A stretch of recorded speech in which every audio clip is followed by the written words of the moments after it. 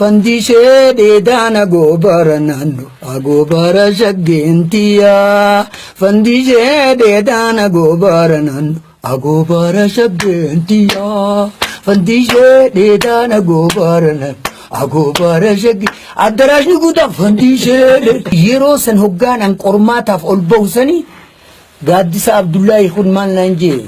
Hoggusan inni nadura achitti warra wali qabamee jiru inna carcari irraa dhufe Harargee lixaarra dhaqe an Harargee baharraa hin hoggusan gaara mul'ataarraa hin dhufe awura jaarraa hoggusan mee akkanaan jee inni hoggusan kaaseeta takka Ali Shabbuu biratti gitaaraan hojjetee jira maal naan jee mee wallee akka